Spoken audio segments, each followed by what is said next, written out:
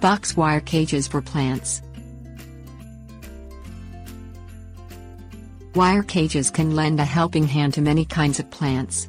Some plants benefit from barriers that help keep them safe from predators, and other plants grow best with a little support to hold up their heavy growth. Box-shaped wire cages can be installed above or below ground to solve these plant problems. Thanks for your support. Gladiolus spp, which grows as a perennial in U.S. Department of Agriculture USDA plant hardiness zone 7 through 10, is among the flowering plants that need a little support. The weight of their flowers can pull these plants down to the ground unless their foliage grows through a wire mesh cage. Many kinds of tomato plants like a Persicon esculentum, which are hardy in USDA zones 10 through 11, grow as vines that scramble along the ground unless they have a wire cage to support their growth. Tomato cages are available in a circular form, but box wire cages are more stable for heavy producers. No thanks for your intrusion.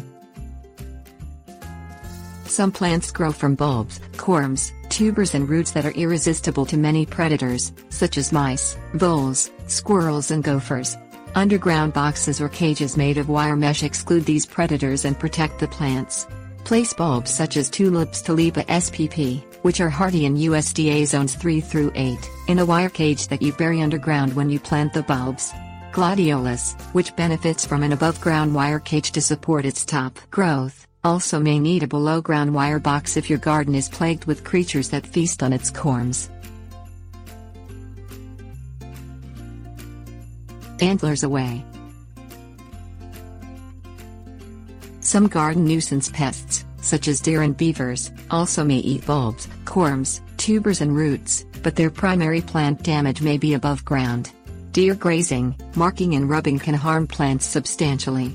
The animals rub their antlers against trees and shrubs to mark their territory and to shed the velvet covering. Their violent thrashing against plants may kill small trees and shrubs. You can protect vulnerable plants by boxing them in wire cages that are at least 4 feet high and staked to the ground. Wire mesh solutions. The type of pest you want to exclude determines what type of wire to use. Typically, the smaller the pest is, the smaller the wire mesh's holes need to be. If you use a wire cage simply to support your tomatoes, you may use concrete reinforcing wire, which has a wide mesh grid. If, however, you need to exclude small creatures from eating your tulip bulbs, use hardware cloth, which has a small mesh grid. If you need to keep deer away from tree trunks and shrubs, chicken wire is a suitable material to use.